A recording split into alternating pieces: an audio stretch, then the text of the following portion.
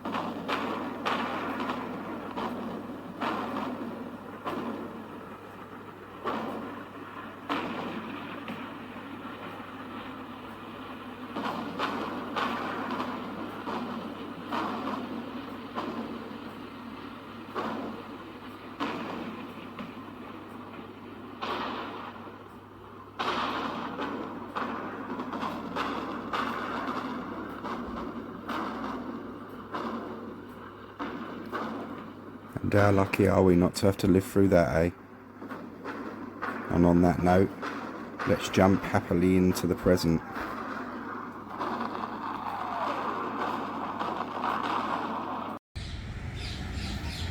And here we are in the present, and you can see the tree, which was once very small, that was behind the prefabs, has now grown to rather an impressive size. And where we're standing here is where these prefabs ran along.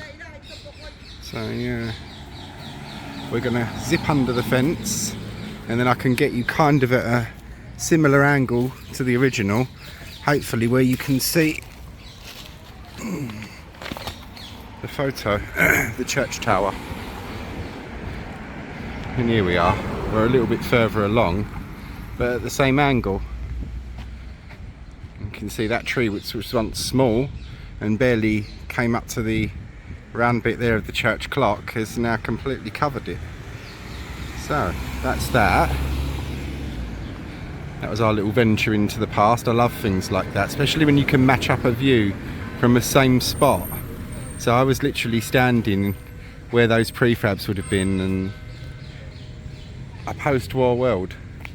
The prefabs were up a good few years from what Maggie in the church tells me, so that's interesting, isn't it? But we're on Belgrave Street, London E1 now.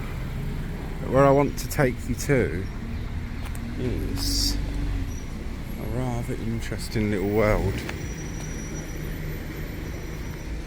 I'll pause you a minute. See it, we've crossed over, and just over there was where we were standing, which is where those prefabs used to be. Bear prefabs in mind, because it takes us to an interesting little thing I'm going to show you in a minute. This is Stepney and All Saints, St Dunstan's and All Saints Church, Stepney, known as the Mother Church to the East End and Church of the High Seas. This is why it still flies a red pennant. It's a bit wrapped around its flagpole at the moment, but it does fly. Reverend D. Vardry, MA, Rector. From Gowden, that you got a bit 1844, erected 1844, these gates and the fence. Body snatcher era.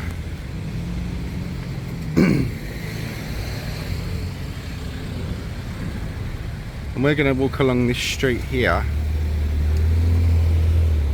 Seeing the church still through there. And we're going to go to a little, what looks like a boring ordinary alleyway.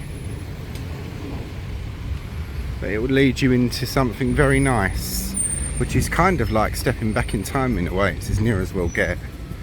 If you imagine the place we're going to go to without the modern street lights and the cars, it's like a little Georgian world, and I love things like that. Leading off of what is a really boring looking alley. Durham Row we're on at the moment, and that's where I'm going to take you through. It's nice and quiet, which is handy. I had to wait a good half an hour because when I finished in the church and did all my bits and pieces, had a cup of tea and some cake and a chat with people in there, when I came out it was about 10 minutes before school chucking out time. So I had a smoke, and then dozens of school kids came along for about a 20-25 minute period. Now it's quietened down. But there's the church with its lovely railings, erected in the 1840s. A lot of churches in the 1830s and 40s fitted spiked, or some of them had like curved spikes that curved over, which made it near impossible to drag a dead body over these spiked curved fences. I mean, body snatching was lethal in those days. And an interesting little snippet of the history, if you look at some of the burials from this church. If you look some of the eras in churches, the people that kept the records were very detailed and some of them weren't. But for a few years in the body snatcher era, you had a very detailed man who was keeping records, and he always noted down the date of death and the date of burial. And when you look at them, some of it's like 10, 15 or 20 days later, and you think, oh my God, and this is in the summer as well. And I said to one of the ladies in here, and she knows all about the history, I went, are these like rich people that would have been embalmed and lead coffined? She went, sometimes, yes. She went, but you could pay extra to have your loved one kept in there, which was the mortuary, the parish mortuary, until they were in such a state that they would not be fit for any anatomy school. Then when the funeral happened, you would make it known that they'd been charnelled in the mortuary and that there weren't much worth digging that grave up for. So yeah, it's like, oh wow. I went, oh, that's she went, yeah, it's grim, isn't it? I went, yeah. She went, desperate times. She went, imagine you bury a loved one and you go back the next day and the grave's gone, or the body's gone. How awful must that have been for people? Because especially in a more religious age, a lot of these people believed that you had to be buried within the site of your parish church, ready for judgment day, for resurrection. So, and this is our little lost world that we're going into. Now, there are the cars, as I say. I want you to imagine it without those cars and the modern tower blocks and stuff. And these are old Georgian houses. Really lovely ones as well. Durham Row, it's such a pretty little street, it really is. It's like stepping back in time. Look and see the old houses, they're really nice. Obviously I can't film too much of people's homes, it's not done, is it, old boy? Yeah, some of them have still got their original window shutters, or quite a few of them actually. In the old days, before ambulances, when a person was taken ill in the street, the call would be send for a shutter, and one of those would be taken down and you'd be carried home on it. Not the nicest of things in the world, but there we are. And this was a pub at the end here.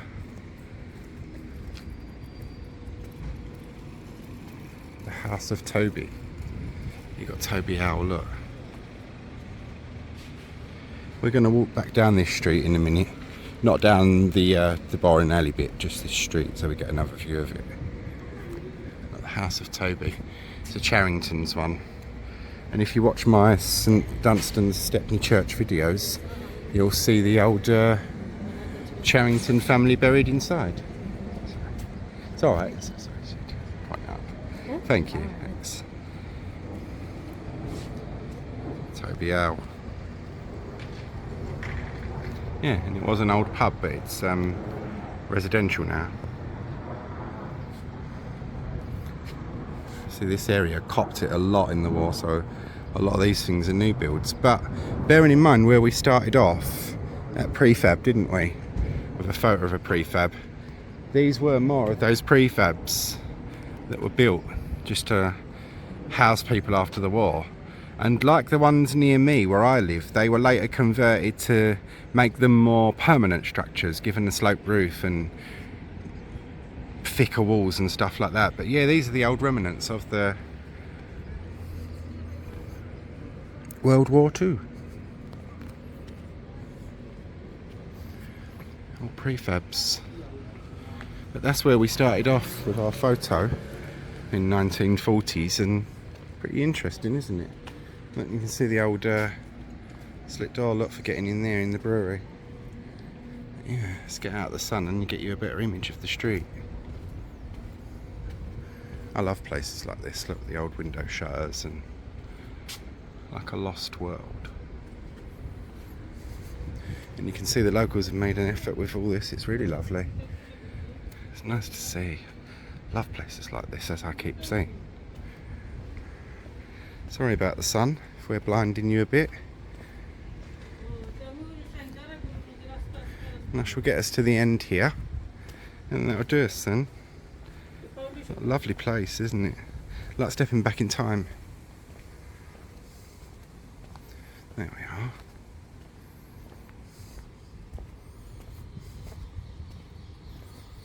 To get into the old mortuary, you have to go through a little patch of land that's gated off and locked up, that's owned by the church, on which are beehives.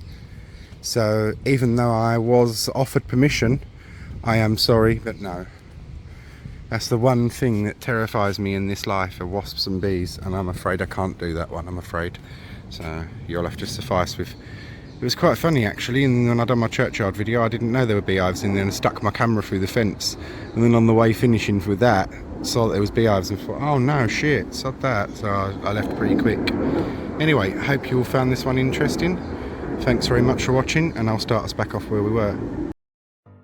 And here we are, the only historical image I could find of Durham Row. And I forgot to mention in my video that Durham Row was originally called Church Row, obviously because it's directly adjacent to the church. But the little pub on the corner, the Charringtons one, was called the Fish and Ring Pub. And as you can see, in the 1950s or 60s here, when this picture was taken, Durham Row was looking a bit tired and a bit sad for itself.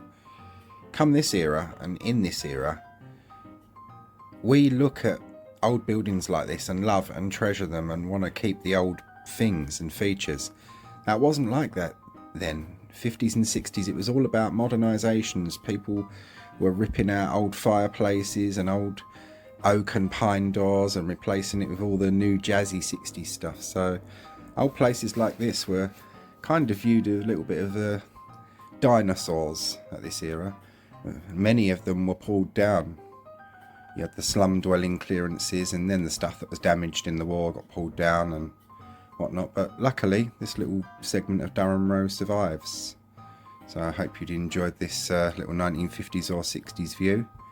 You can see right over to the extreme right is the prefabs, and right at the end there are some masonettes there which have been since replaced in very modern times. So that's that little view, and now we shall be back off to where we started. And I end us off with our 1940s view where we began, of the prefabs and old St Dunstan's in the background, and poor old war-torn Stepney. And we're ending with the all clear siren with this one, a sound that our ancestors and forebears would have found both comforting and trepidatious. Comforting because it meant the end of the bloody air raid. Trepidatious because you did not know if your home would still be standing when you came out of the shelter, if you went to one. and you didn't know if your loved ones and friends would have survived the most recent air raid. So in many regards, we live in a very lucky age, don't we? Hope you all found this one interesting.